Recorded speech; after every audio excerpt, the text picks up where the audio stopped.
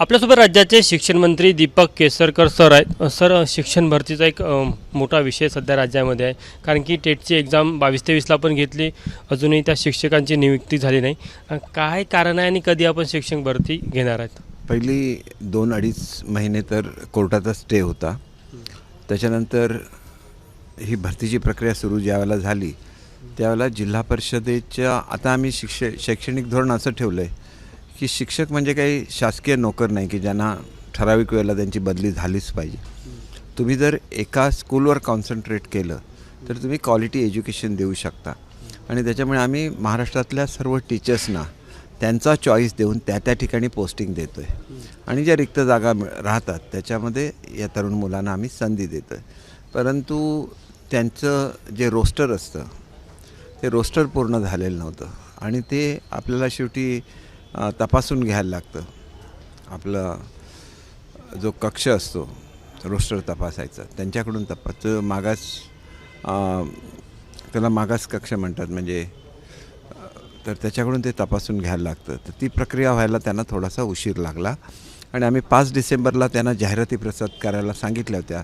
पण ही जी काही समुपदेशांची कारवाई आहे त्याला त्यांनी 10-12 दिवस अधिक घेतले आणि त्यांनी तशी रिक्वेस्ट केली आणि ती मान्य केली. कारण कुठेही शेवटी एकदा सगळ्या सिस्टम बसवल्या की शिक्षण खात्याचा कारभार, शिक्षण खात्यामध्ये खूप बॅकलॉग होता, प्रत्येक सिस्टम मी बसवलेली आहे. असाच प्रकार आहे टप्पा अनुदानाचा, सगळ्यांना एका वेळेला एका ठिकाणी आणलेला आहे. तसंच स्कूल एज्युकेशनच्या बाबतीतसुद्धा ही शिस्त जोपर्यंत आपण आणणार नाही तोपर्यंत मुलांना आपण डिलिव्हर करू शकणार नाही, क्वालिटी एज्युकेशन देऊ शकणार नाही. आणि त्याच्यामुळे लवकरच भरती होईल, थोडासा पेशन्स ठेवला पाहिजे. आता एक 8-10 दिवसाचीच गोष्ट आहे, होऊन जाईल. 18 तारीखला तर त्यांचं समुपदेशन पूर्ण होतं आहे आणि त्याच्यानंतर 2 दिवसात त्यांच्या जाहिराती यायला सुरुवात होईल प्रत्येक जिल्ह्याच्या. कारण विद्यार्थ्यांना शेवटी चॉईस द्यायला लागतो. नाही तर आम्ही एक जिल्हा जर करायचा असता तर ते टप्प्याटप्प्याने सगळे आलेलेच होते ना आमच्याकडे. मग मुलांनी नंतर म्हटलं असतं की मला ह्या जिल्ह्यामध्ये जायचं होतं पण त्या जिल्ह्याची जाहिरातच आली नाही. त्यांनी स्वतःच्या हिताचा सुद्धा विचार केला पाहिजे की मला नेमकं कुठे जायचं आहे. कारण आयुष्यभर आता तिथंच राहायचं आहे, त्याच शाळेवर राहायचं आहे, डेडिकेशन करायचं आहे त्या गावाच्या प्रती. तर ते सिलेक्शनचा सुद्धा तुम्हाला अधिकार असतो, तो त्यांनी सिलेक्ट करावा आणि मुलांना क्वालिटी एज्युकेशन द्यावं. क्वालिटी एज्युकेशनसाठी एखादा शिक्षक जर का एका शाळेवर नेमला गेला तर तो निवृत्त होतपर्यंत त्याच शाळेवर राहील असं नियोजन आहे? हे बघा, काही एक्सेप्शन्स आहेत त्याला, जसं पती-पत्नी एकत्रीकरण आहे, एखादा सिरियस आजार आहे. परंतु अदरवाईज माध्यमिक शाळेला जेव्हा तुम्ही शिक्षक म्हणून लागता, आयुष्यभर त्याच शाळेमध्ये तुम्ही काम करता ना, क्वालिटी एज्युकेशन देता, मुलं तुमचा एवढा रिस्पेक्ट करतात. ते सुद्धा स्कूल आहे, त्याचा पगारसुद्धा आम्हीच देतो. मग तिथे लोक का राहतात एकाच शाळेमध्ये एवढी वर्ष?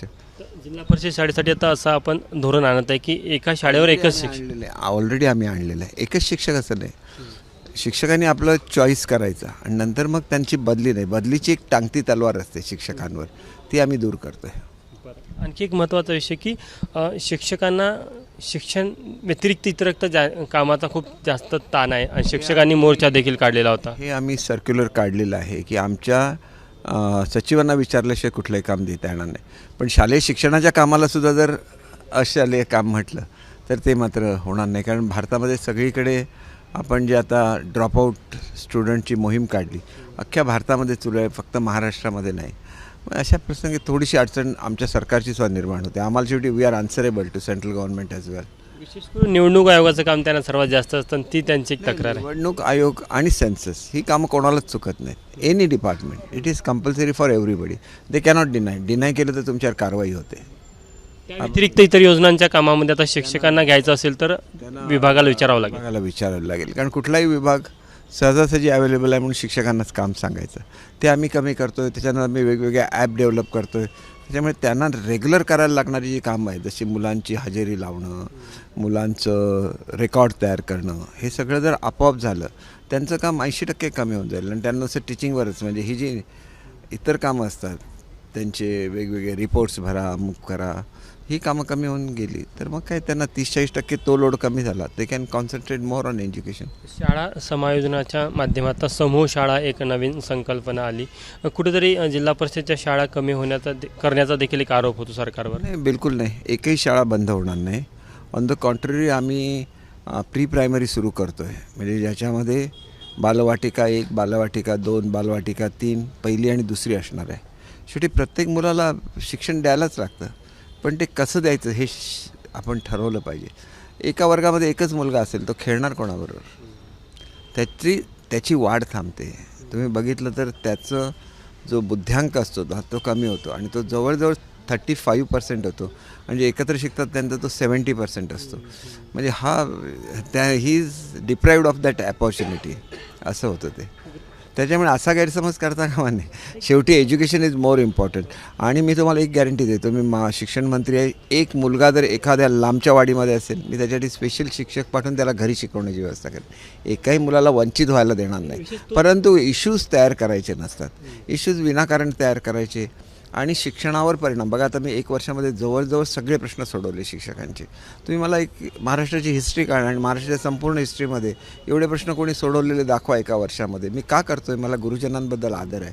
परंतु त्याच्यापेक्षा जास्त पुढे जाऊन मी विद्यार्थ्यांच्या खात्याचा मंत्री आहे, शिक्षकांच्या खात्याचा मंत्री नाही. शिक्षक हे सुंदर असं माध्यम आहे विद्यार्थी घडवण्याचं आणि विद्यार्थीच घडवले गेले पाहिजेत. आणि त्याच्यासाठी तर मी सगळे, म्हणजे अगदी तुम्ही नवीन शिक्षक भरती केली आणि शिक्षक सेवक असेल, त्याचा पगारसुद्धा मी जवळजवळ 4 टाईम्स वाढवला. लॅब असिस्टंटचा वाढवला. सगळीकडे जिथं जिथं शक्य होतं सगळ्यांना न्याय देण्याचा प्रयत्न केला. आत्ता ही जिल्हा परिषदेची पहिल्याच टप्प्यातली भरती जवळजवळ 24,000 शिक्षकांची आहे. छोटी भरती नाही. एकंदर मी 30,000 दोन्ही डिपार्टमेंटला म्हणत होतो, पण ह्याच्यामध्ये 80% जिल्हा परिषदेलाच 24,000 द्यायला लागतात. समूह द्यायला लागतील. समूह शाळांमध्ये जो एक प्रमुख समस्या समूह शाळेमध्ये असं आहे की जी आपल्याला एकंदर 18 सेवा वेगवेगळ्या द्यायला लागतात, ह्या एका ठिकाणी असणार. मग समूह शाळेत जायचं की नाही हे मुलांनी ठरवलं पाहिजे. That is their option. मुलं आणि त्यांचे पालक आपलं गाव सोडून शहरामध्ये जातात आणि इंग्लिश मिडियममध्ये आपलं नाव भरती करतात. 25,000पासून 2-2 लाखापर्यंतच्या फीज देतात. इथं तर आम्ही सगळं मोफत देतो आहे, पण ते क्वालिटी असेल तर मुलंसुद्धा इथं थांबतील. आणि म्हणून सेमी इंग्लिशच्या स्कूल्स काही द्यायच्या वगैरे असा आम्ही विचार करतो आहे. ट्रॅव्हलिंग एक मोठा इश्यू असणार आहे ग्रामीण भागात. ट्रॅव्हलिंग 100% आम्ही देणार आहोत. प्रत्येक ज्या मुलाला ह्याच्यामध्ये जायचं असेल समूह शाळेमध्ये, त्याच्यासाठी आम्ही ट्रॅव्हलिंगची व्यवस्था करणार. धन्यवाद सर. तर हे होते शिक्षण मंत्री दीपक केसरकर. कॅमेरामॅन व्यंकटेश नायडूसह तुषार कोहळे, ABP माझा, नागपूर.